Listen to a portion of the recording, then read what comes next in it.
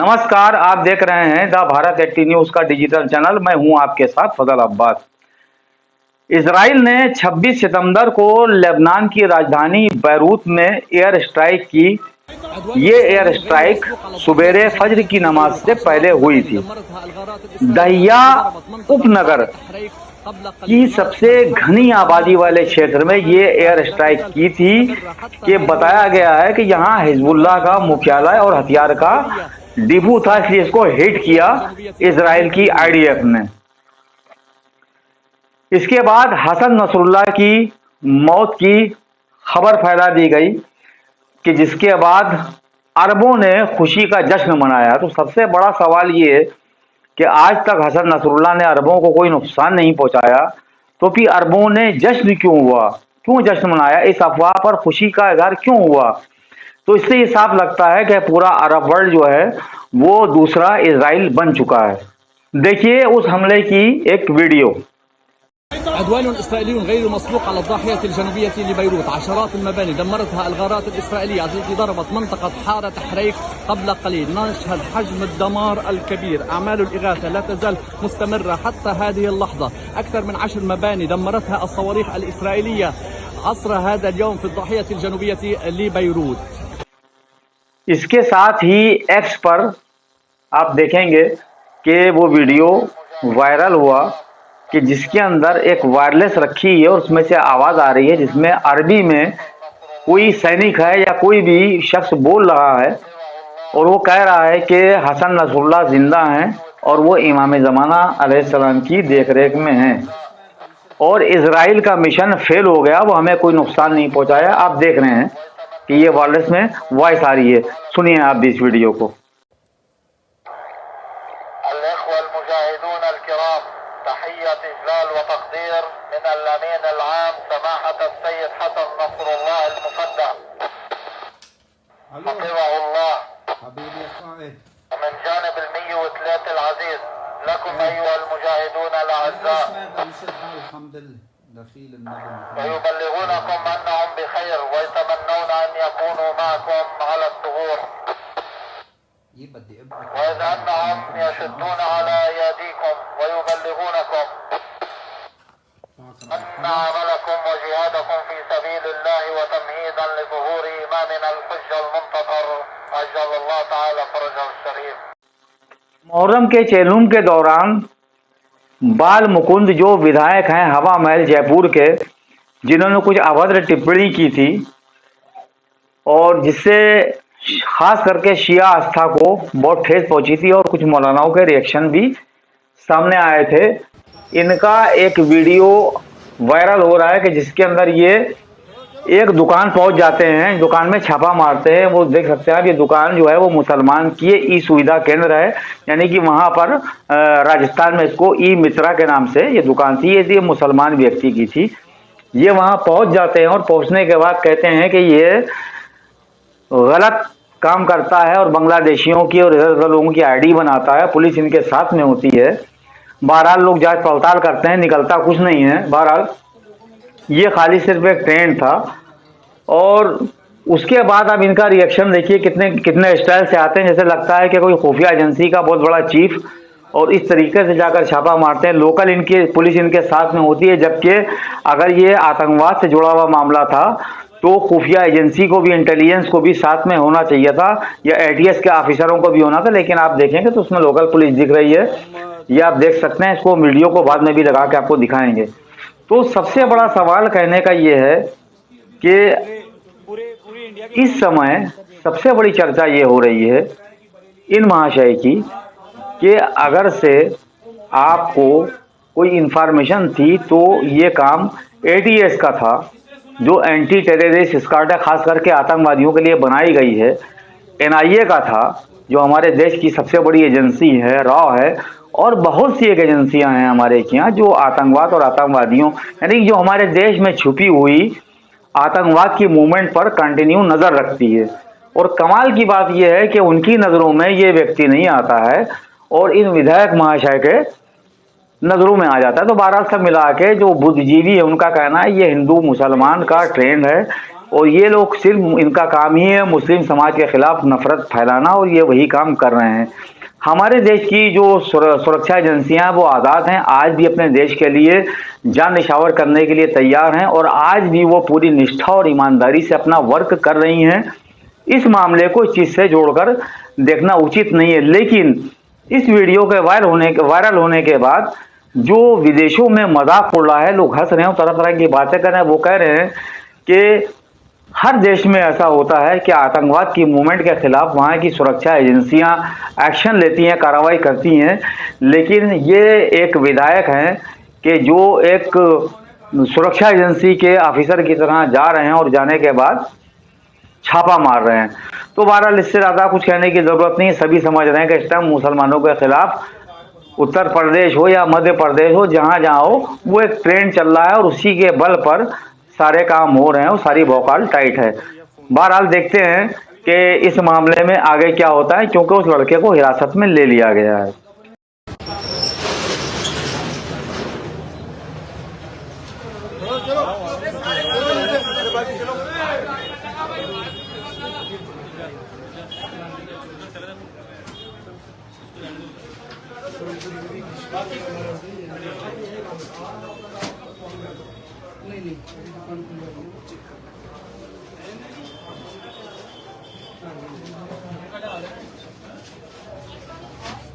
ये जो सब है सब डॉक्यूमेंट है, नाम वाले करवाने वाले आधार कार्ड भी बनते हो नहीं, वो नहीं बनते हो कहाँ पे सिविल है ना, सिविल लाइन और भी बोलेंगे अभी आपके पास ये वहाँ से फोन आया इसके पास कब आ गया? नहीं खाना खाने का लैंग्वेज वही रहेगी जो उन्होंने कहा है। इसका मोबाइल ले लो, खाना जैसा इसको चेक करो एक बार। मोहम्मद लोग खोलो, अनवर बेगम, इरफान और पूरे इंडिया के बनाते हो? नहीं सर जयपुर से होता है, इंडिया का होता है। वहाँ तो वो कह रहा है कि बरेली, सूरत, बिहार, नेपाल, वो मोबाइल पे कह रही है औरत कि 6 कार्ड ला रही हूँ मैं, लाइव सबने सुना है, किसने सुना है? मोबाइल ने। मेरा तो सिर्फ ये है, ये तो राशन वगैरह के काम है, आधार कार्ड थोड़ी है तो अब चलते हैं अपनी तीसरी खबर की ओर। हम आपको बताएंगे TV18 इंडिया, ये एक न्यूज़ चैनल है जिसके एंकर हैं अमन चोपड़ा, कि जो आजकल फिल्मी कलाकार प्रेम चोपड़ा के तर्ज पर विलन बन चुके हैं, और इनका काम ही ये है कि हर चीज़ को, हर एंगल को मुसलमान से ही जोड़ देते हैं। आप सुनेंगे इनको भी कि ये देखिए क्या कह रहे हैं। अभी कुछ दिन पहले कर्नाटक की राजधानी बेंगलुरु में एक बड़ा मर्डर केस सामने आया, जिसमें 2 प्रेमी, जिसमें से युवक जो है युवती महालक्ष्मी का मर्डर कर देता, उसके कई टुकड़े कर फ्रिज में रख देता है। इसके बाद जब इस चीज का खुलासा होता है और ये मीडिया में खबर फैलती है, तो अमन चोपड़ा साहब को वो व्यक्ति के जिसका नाम मुक्ति रंजन राय है, अशरफ दिखाई देने लगता है, और ये अपने टीवी चैनल पर चला देते हैं कि इसका नाम अशरफ है, ये मुसलमान था, उसने किस तरह से मुस्लिम युवती का कत्ल किया और उसके टुकड़े करके आप देखिए फ्रिज में रख दिए, और के मुसलमान आतंक फैला। इस तरह का एक जो नैरेटिव बनाते हैं। उसके बाद जो अनभक्तों का IT सेल है, वो फेसबुक हो, ट्विटर हो, इंस्टाग्राम हो, सब तरह मुसलमानों के खिलाफ जहर उगलना शुरू कर दिया। लेकिन कर्नाटक पुलिस को भी सल्यूट करना पड़ेगा कि जिसने इस केस की इन्वेस्टिगेशन की, और इन्वेस्टिगेशन करने के बाद पूरा रिजल्ट सामने आया कि महालक्ष्मी का कातिल कोई और नहीं, उसका खुद प्रेमी मुक्ति रंजन राय था, कि जिसकी जांच के दौरान जब पुलिस उसको तलाश कर रही थी, तो उड़ीसा में एक पेड़ में लटकी हुई उसकी लाश मिली। तो इस तरह से चलाया जाता है मुसलमानों के खिलाफ ट्रेंड। अब आप पहली वीडियो इसकी देखिएगा अमन चोपड़ा की, ये क्या कर रहा है, और दूसरी वीडियो सुनिएगा NDTV की, कि उनके एंकर क्या कह रहे हैं। सच्चाई आपके सामने आ जाएगी।